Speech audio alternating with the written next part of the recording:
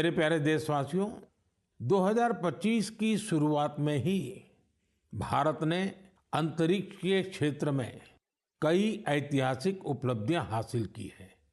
आज मुझे ये बताते हुए गर्व है कि एक भारतीय स्पेस टेक स्टार्टअप बेंगलुरु के पिक्सेल ने भारत का पहला निजी सैटेलाइट कॉन्स्टेलेशन फायरफ्लाई सफलतापूर्वक लॉन्च किया है।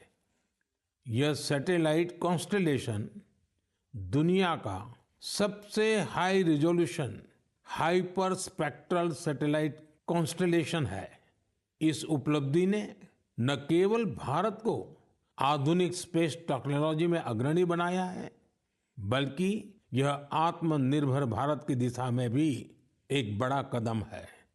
ये सफलता हमारे निजी स्पेस सेक्टर की बढ़ती ताकत और इनोवेशन का प्रतीक है। मैं इस उपलब्धि के लिए पिक्सेल की टीम, इसरो और इन स्पेस को पूरे देश की ओर से बधाई देता हूं। साथियों, कुछ दिन पहले हमारे वैज्ञानिकों ने स्पेस सेक्टर में ही एक और बड़ी उपलब्धि हासिल की। हमारे साइंटिस्ट ने सैटेलाइट्स की स्पेस डॉकिंग कराई है। जब अंतरिक्ष में दो स्पेस क्राफ्ट कनेक्ट किए जाते हैं तो इस प्रक्रिया को स्पेस डॉकिंग कहते हैं। यह तकनीक अंतरिक्ष में स्पेस स्टेशन तक सप्लाई भेजने और क्रू मिशन के लिए अहम है। भारत ऐसा चौथा देश बना है जिसने ये सफलता हासिल की है। साथियों, हमारे वैज्ञानिक अंतरिक्ष में पौधे उगाने और उन्हें जीवित रखने के प्रयास भी कर रहे हैं। इसके लिए इसरो के वैज्ञानिकों ने लोबिया के बीज को चुना। 30 दिसंबर को भेजे गए ये बीज अंतरिक्ष में ही अंकुरित हुए। ये एक बेहद प्रेरणादायक प्रयोग है जो भविष्य में स्पेस में सब्जियों उगाने का रास्ता खोलेगा। ये दिखाता है कि हमारे वैज्ञानिक कितनी दूर की सोच के साथ काम कर रहे हैं। साथियों, मैं आपको एक और प्रेरणादायक पहल के बारे में बताना चाहता हूं।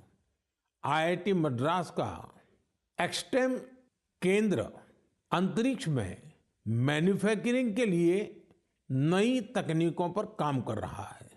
ये केंद्र अंतरिक्ष में 3D printed buildings, metal forms और ऑप्टिकल फाइबर जैसे तकनीकों पर रिसर्च कर रहा है।